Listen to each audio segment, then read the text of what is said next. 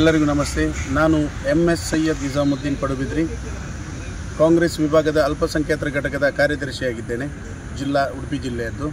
ಹಾಗೆ ಈಗಾಗಲೇ ಎಲ್ಲರ ಒಂದೊಂದು ಜಾತಿ ಧರ್ಮಕ್ಕೆ ಸೀಮಿತವಾಗಿ ಕೆಲವೊಂದು ವ್ಯಕ್ತಿಗಳ ಕೂಗಿದೆ.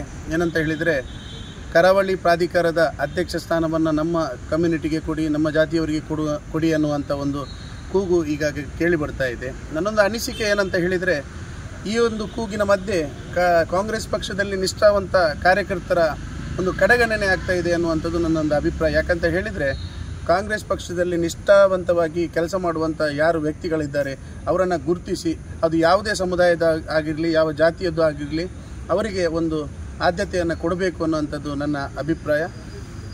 ಇಷ್ಟು ಹೇಳಿ, ಇದನ್ನು ಗಮನಿಸಿ ನಮ್ಮ ಹೈಕಮಾಂಡ್ ಆಗಿರ್ಬೋದು ಅಥವಾ ಜಿಲ್ಲಾ ಕಾಂಗ್ರೆಸ್ನಲ್ಲೂ ಕೂಡ ಇದರ ಬಗ್ಗೆ ಒಂದು ದೀರ್ಘಕಾಲದ ಚರ್ಚೆ ನಡೆಸಿ ಒಂದು ನಿಷ್ಠಾವಂತ ಕಾರ್ಯಕರ್ತನಿಗೆ ಒಂದು ಶಕ್ತಿ ಕೊಡುವಂಥದ್ದು ಒಂದು ಕೆಲಸ ಆಗಬೇಕು.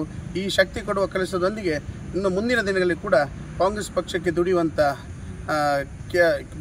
ಎಲ್ಲ ವ್ಯಕ್ತಿಗಳಿಗೆ ಒಂದು ನ್ಯಾಯ ಕೊಡುವಂಥ ಒಂದು ವ್ಯವಸ್ಥೆ ಆಗ್ತದೆ ಅನ್ನುವಂಥ ನಂಬಿಕೆ ನನ್ನಲ್ಲಿರುವಂಥದ್ದು.